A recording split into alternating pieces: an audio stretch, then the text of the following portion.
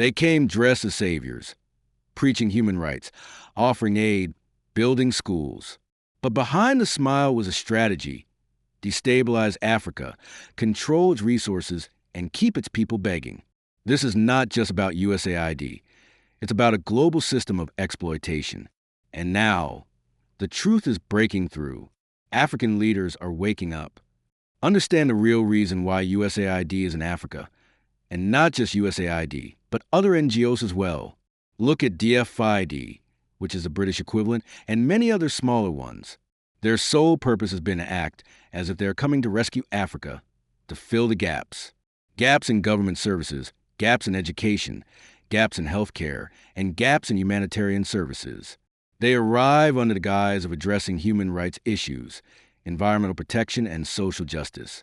They claim to be introducing grassroots initiatives to help the people, and through this, they gain access to the most remote parts of Africa. They speak of government advocacy, and when you look at it on paper, all looks very good. But in reality, they are wolves in sheep's clothing. They use this humanitarian front to constantly destabilize governments.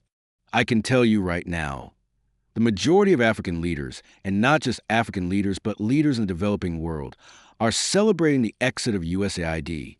I was listening to a program, I believe it was CNN, and I was jumping up and down. A government official from Hungary was echoing the same sentiment. He said they are happy USAID is leaving Hungary because they always support opposition. Their form of government advocacy means supporting whoever can keep the government in turmoil. Now, the average USAID worker may not realize it, but quite a few of them are also operatives, working underground with a major agenda to destabilize countries. Think about it. They claim they are filling the gaps in healthcare and education. Where's the change? Show me one country where USAID was present and education improved. Show me one country where USAID was active and healthcare improved. The social services they provide are peanuts. The American taxpayer needs to know the billions of dollars being given to USAID. Only a fraction makes it to the people. Let's look at what HIV/AIDS was used to do.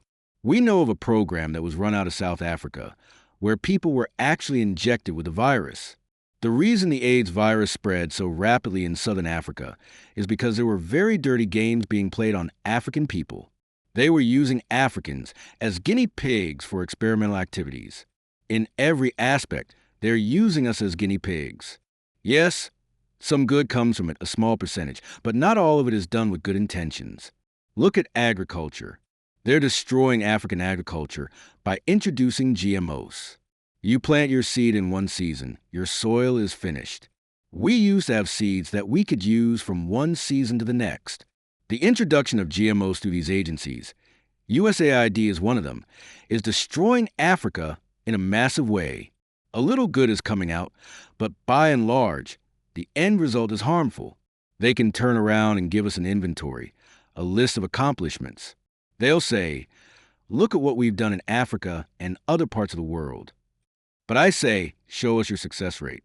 You claim you are helping governments with education and healthcare. Show us the success rate. At the same time, I ask African governments, why do you need this little aid to provide proper healthcare and education? The average African government can afford to provide those services. Africa has always been the provider. Look at Europe. Europe cannot survive without Africa. People don't realize that after World War II, when the U.S. created the Marshall Plan, what they don't tell you is that the exploitation of African minerals contributed massively to Europe's recovery. The U.S. contributed $13 billion at the time, now equivalent to $175 billion, which, by the way, the American taxpayer must still repay. But what they don't say is that Africa, through exploitation, contributed even more. No one talks about that. Why is it that a continent that did so much to help Europe recover continues to be so poor? Let's be realistic. Africa does not need aid. What we need is for the exploitation to stop. Africa has everything it needs. If Africa could contribute so much to Europe's recovery post World War II, why wasn't Africa equally developed? This should be a wake-up call for African leaders. Just as President Trump says, America first, African leaders must say, Africa first. Take inventory of what is really happening in your countries. Do you really need the pennies coming in as aid? Look at what is really going out. Take Nigeria, for example. When the government decided to take control of their uranium mining, the French companies were paying 80 cents per kilo and then selling it for 200 euros per kilo. That one move by the Nigerian government raised revenues from $1 billion to over $300 billion a year. Do you understand what I'm saying? No amount of NGO work can bring in that kind of money. And that's just one mineral. Now imagine if every African country took stock of its own natural resources and benefited from them, just like Western countries do. That's what African leaders need to look at. Look at what's happening in Burkina Faso, Niger, and Mali. President Traore is standing up and saying, the natural resources of Burkina Faso belong to the people of Burkina Faso. Niger is doing the same. Mali is doing the same. Every leader must look at the Sahel nations and take note. You must take care of your people. You have natural resources. You have what you need to care for your people. Why continue to be beggars? Look at what these NGOs bring in. It's peanuts. It is a joke that African leaders continue to beg for peanuts while allowing billions, if not trillions, of dollars in natural resources to leave their countries every year. This is a wake-up call. President Trump says, America first. You must say, my country first. You have what it takes. It is a joke. It is embarrassing. I haven't seen any African leader cry over USAID leaving. In fact, I can tell you, the average African leader is privately celebrating their exit because they know the truth. Why should African leaders care? Why should Trump care about Africa? He shouldn't. Just as African leaders shouldn't necessarily care about the relationship either. If it can be worked out, wonderful. But President Trump has a mandate from his people, and he's doing what he must. African leaders need to do the same. It takes two to tango. If Trump does not want a relationship with Africa, Africans shouldn't beg for it. This must translate into African leaders looking from within. They don't need to keep looking outward. They already have what it takes. This is a wake-up call, just like COVID was. During COVID, the world walked away from Africa. No supplies were coming. Africans were not manufacturing anything. Leaders were forced to look within. And now again, we hope they'll realize they must look inward. Let me underscore this. The average African leader and many leaders in the developing world are celebrating the exit of USAID, and we hope many more NGOs with nefarious agendas follow them out. These groups continuously destabilize, divide, and conquer. Africans must protect their turf. If China wants to exploit Africa, they'll only succeed if Africans allow it. If the United States wants to exploit Africa, they'll only succeed if Africans allow it. The question is, does Africa have an African position at the global negotiating table? Right now, the answer is no. Africa must unite. Africa must speak with one voice. Africa must have one agenda. Only then will the world be forced to respond. As long as Africa comes to the table as fragmented little countries, as Togo, as Eswatini, as Guinea-Bissau, it is a losing game. A strong, united Africa is the only way forward. Only then will exploitation stop. Go back to colonization. Go back to the introduction of Christianity. How we were trained to be subservient. The rules were the same. We were brainwashed long before slavery. We still suffer the legacy of colonization and slavery.